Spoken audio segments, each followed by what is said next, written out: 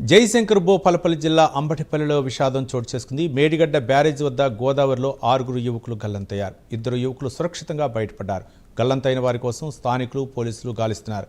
విషయం తెలిసిన వెంటనే స్పందించిన మంత్రి శ్రీధర్ బాబు తక్షణమే సహాయక చర్యలు చేపట్టాలని అధికారులను ఆదేశించారు.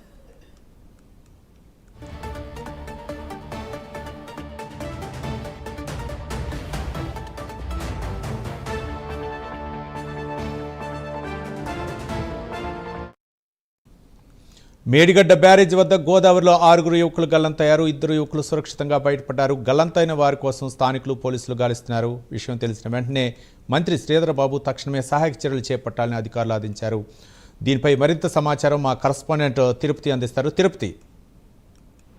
రవి, జయశంకర్ భూపాలపల్లి జిల్లా అంబటిపల్లి గ్రామంలో విషాదం చోటు చేసుకుంది. మేడిగడ్డ బ్యారేజ్ వద్ద ప్రమాదవశాత్తు గోదావరిలో 6 యువకులు గల్లంతయ్యారు. గోదావరిలో స్నానానికి వెళ్లి ప్రమాదవశాత్తు గల్లంతైనట్టుగా తెలుస్తుంది. మరొక 2 యువకులు సురక్షితంగా బయటపడ్డారు. గల్లంతైన వారి కోసం స్థానికులు, పోలీసులు గాలింపు చర్యలు కొనసాగుతున్న పరిస్థితి కనబడుతుంది.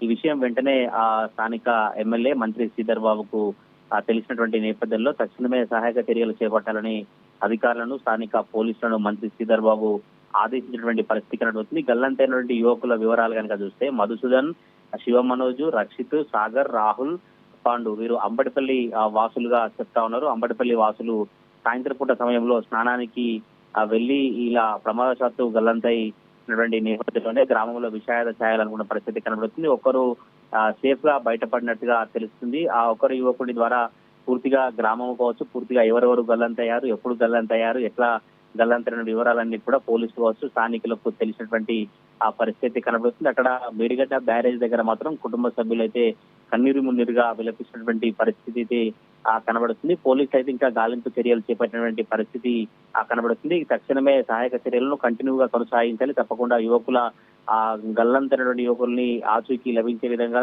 మొత్తం కూడా ఆ మృతదేహాలను బయటికి తీసేయడానికి కూడా కంటిన్యూగా సహాయక చర్యలు కొనసాగించాలని అధికారులు ఆ ప్రయత్నాన్ని కొనసాగిస్తున్నటువంటి పరిస్థితి కనబడుతుంది. కొంత చీకటైనప్పటికీ కూడా ఇబ్బందులు ఉన్నప్పటికీ కూడా పోలీసు కావచ్చు, స్థానికుల సహాయంతో అయితే ఇంకా గాలింపు చర్యలు అయితే కొనసాగుతా ఉన్నాయి. రవి. తిరుపతి.